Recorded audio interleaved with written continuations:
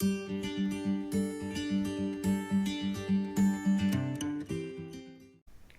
Everyone, lifeline academy में आपका स्वागत है। आज दिनांक 20 जून 2020 के करंट अफेयर्स की बात करें तो इसमें फर्स्ट पॉइंट हमने लिया है गरीब कल्याण रोजगार अभियान के तहत 25 योजनाओं को एक साथ लाया गया। अब इस योजना में समझते क्या है। 20 जून 2020 को वीडियो कॉन्फ्रेंस के माध्यम से प्रधानमंत्री नरेंद्र मोदी बड़े पैमाने पर ग्रामीण सार्वजनिक कार्य योजना गरीब कल्याण रोजगार अभियान का शुभारंभ करेंगे। कितनी तारीख को? 20 तारीख को। लक्ष्य क्या है इसका, ये समझिए। इस योजना का लक्ष्य देश भर के ग्रामीण हिस्सों में ग्रामीण नागरिकों को आजीविका सहायता प्रदान करके खासकर प्रवासी श्रमिकों के लिए आजीविका समर्थन प्रदान करने के कारण देश के ग्रामीण हिस्सों में होने वाले आर्थिक प्रभाव को कम करना होगा। मुख्यतः इस योजना का यही उद्देश्य है, यही लक्ष्य है कि जो ग्रामीण अंचल के निवासी हैं उन्हें रोजगार उपलब्ध कराया जा सके, जिससे कि जो उनकी आर्थिक समस्या है वो सही हो सके। केंद्र सरकार ने गरीब कल्याण रोजगार अभियान के तहत लगभग 25 योजनाओं को एक साथ लाकर देश भर में 116 जिलों में योजना के तहत लक्ष्य प्राप्त करने की योजना बनाई है। जो केंद्र सरकार है वो 25 योजनाओं को एक साथ ला रही है और देश भर में लगभग 116 जिलों में एक साथ इस कार्य को लागू करने का उसका प्लान विचार है। अब नेक्स्ट पॉइंट की बात किया जाए तो कोविड परीक्षण आई लैब को केंद्रीय स्वास्थ्य और परिवार कल्याण मंत्री ने हरी झंडी दिखाई। आई लैब कोविड-19 के परीक्षण के लिए है। अब इसके बारे में देखते हैं। 18 जून 2020 को स्वास्थ्य एवं परिवार कल्याण मंत्री डॉक्टर हर्षवर्धन ने नई दिल्ली में आई लैब संक्रामक रोग निदान प्रयोगशाला लॉन्च की। कितने तारीख को लॉन्च किया? 18 तारीख को लॉन्च किया है। किसने लॉन्च किया है? स्वास्थ्य एवं परिवार कल्याण मंत्री डॉक्टर हर्षवर्धन ने। अगर क्वेश्चन पूछ लिया जाए स्वास्थ्य एवं परिवार कल्याण मंत्री कौन है इस समय, तो कौन है? डॉक्टर हर्षवर्धन जी हैं। आई लैब की प्रयोगशाला लॉन्च की है। ये कौन से? संक्रामक रोगों के निदान के लिए। यह भारत में लॉन्च की गई पहली बार आई लैब है। भारत में पहली बार इस प्रकार की लैब का लॉन्च किया गया है। आई लैब देश भर में कोविड-19 के परीक्षण को बढ़ाने में मदद करेगा ताकि टेस्ट ज़्यादा से ज़्यादा हो सकें। जितने ज़्यादा टेस्ट होंगे उतनी तेज़ी से रिपोर्ट आएगा और उतना ही ज़्यादा हमें आसानी से जल्दी से कोविड-19 के मरीजों को ढूंढने में मदद मिल सकेगी। इसे जैव प्रौद्योगिकी विभाग द्वारा अपने कोविड परीक्षण केंद्रों में से तैनात किया जाएगा। वर्तमान में देश में 20 से अधिक ऐसे हब हैं जो दैनिक आधार पर संचालित होते हैं। इन हब में 100 परीक्षण प्रयोगशालाएं हैं जिन्होंने अब तक 2,60,000 परीक्षण किए हैं। अब तक इतने परीक्षण किए जा चुके हैं। अब आई लैब जो बन रहा है इसका मुख्य उद्देश्य क्या है, इसको समझते हैं। आई लैब एक मोबाइल परीक्षण सुविधा है। गाड़ी में उसका उपयोग हो रहा है तो मोबाइल परीक्षण है, मतलब कि वो चलता रहेगा, जिसका उपयोग देश के ग्रामीण क्षेत्रों में दुर्गम क्षेत्रों में कोविड-19 के नमूने एकत्र करने और परीक्षण करने के लिए किया जाएगा। दुर्गम क्षेत्र हैं जहाँ पर आसानी से पहुँचना संभव नहीं है, उन क्षेत्रों का भी परीक्षण किया जाएगा ताकि पता लगाया जा सके तो उसमें कोविड-19 के कितने पेशेंट्स हैं। भारत को संयुक्त राष्ट्र सुरक्षा परिषद का गैर अस्थायी सदस्य बनाया गया, चुना गया। इसमें देखते हैं क्या है।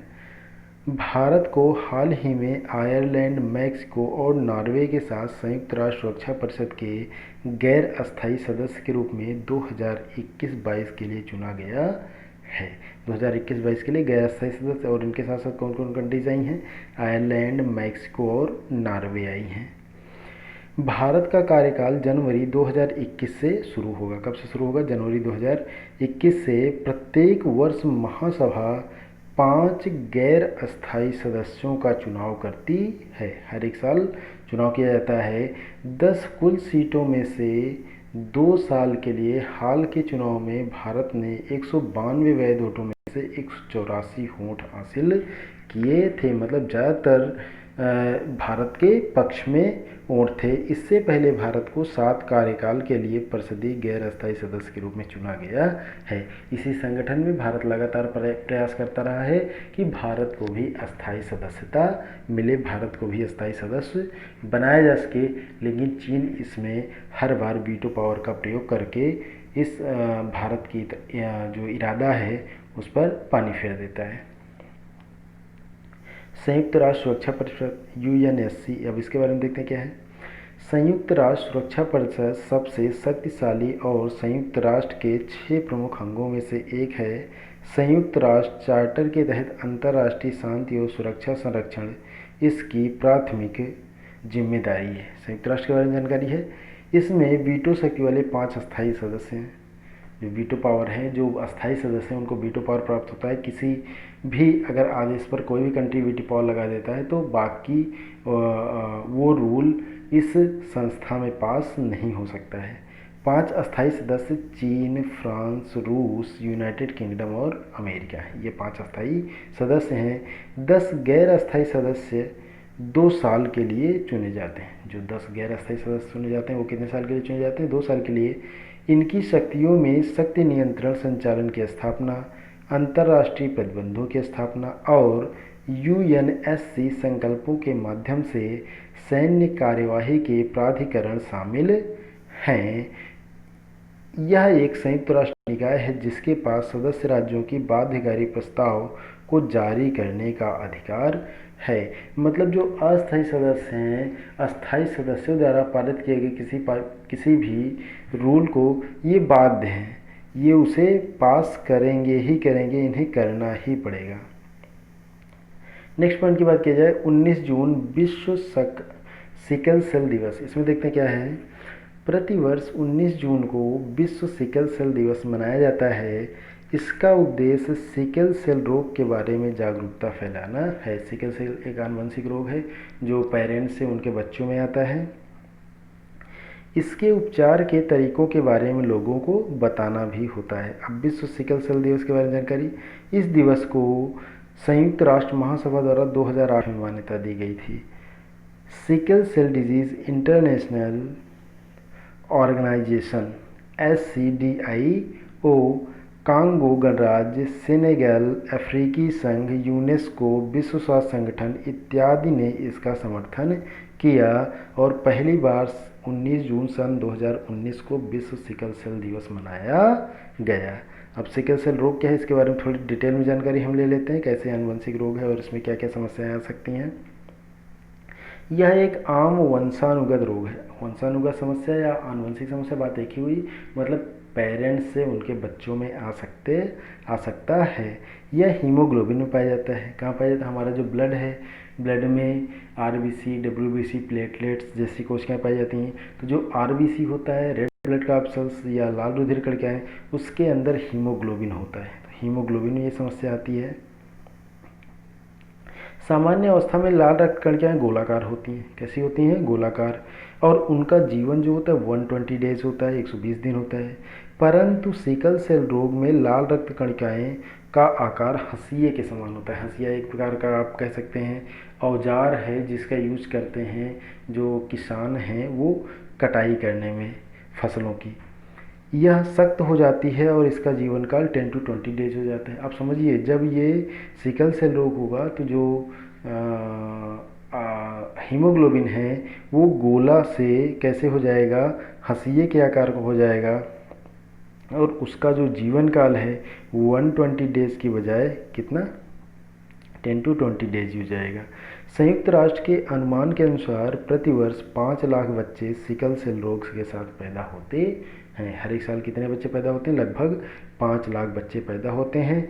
उनमें से आधे बच्चे 5 वर्ष की आयु पहुंचने से पहले ही मर जाते हैं। चूँकि रोग ये जानलेवा होता है, इसीलिए लगभग आधे से ज़्यादा बच्चे 5 साल की आयु तक ही क्या होते हैं? मर जाते हैं। अब कुछ छोटे छोटे पॉइंट्स लिए आज के करंट अफेयर्स में, तो राष्ट्रीय करंट अफेयर्स में देते हैं। फर्स्ट पॉइंट क्या है? सरकार अगले 4 महीने में सरकारी योजनाओं के माध्यम से 6 राज्यों में 6 मिलियन प्रवासी कामगारों को रोजगार प्रदान करने के लिए गरीब कल्याण रोजगार अभियान शुरू करेगा। अभी ऊपर हमने डिटेल में इसके बारे में पढ़ लिया है। अब आर्थिक करंट अफेयर्स की बात करें तो 2020-21 में भारतीय अर्थव्यवस्था में 4% का संकुचन होगा, ऐसा एशियाई विकास बैंक ने कहा है। मतलब 4% की कमी आएगी, ऐसा एशियाई विकास बैंक ने कहा है। प्रधानमंत्री ने वाणिज्यिक खनन के लिए 41 कोयला ब्लॉकों की नीलामी शुरू कर दी है। फिर नेक्स्ट पॉइंट की बात की जाए, दिल्ली में कोविड की प्रतिक्रिया के समर्थन के लिए 200 मिलियन यूरो का ऋण प्रदान करेगा। कौन प्रदान करेगा? फ्रांस प्रदान करेगा। ये सब छोटे छोटे पॉइंट्स के डायरेक्ट क्वेश्चन बनते हैं। सऊदी अरब ने पब्लिक इन्वेस्टमेंट फंड 2.32% हिस्सेदारी के लिए जियो प्लेटफॉर्म को 11,367 करोड़ रुपए निवेश की घोषणा की है। इतना निवेश करेगा जियो में।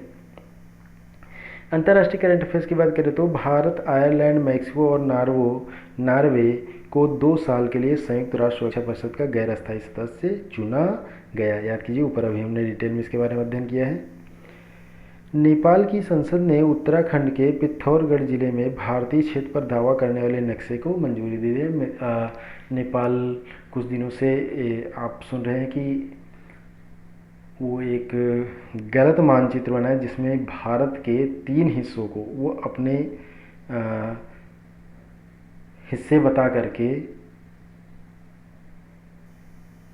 मंजूरी दे दी है उस नक्शे को।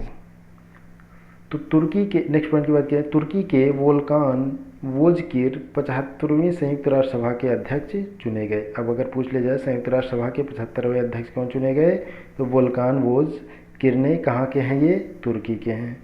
2020 Sony World Photography Awards Uruguay को पाब्लो अल्वरेंगा को फोटोग्राफर ऑफ द ईयर का खिताब दिया गया। इन्हें फोटोग्राफर ऑफ द ईयर का खिताब मिला है।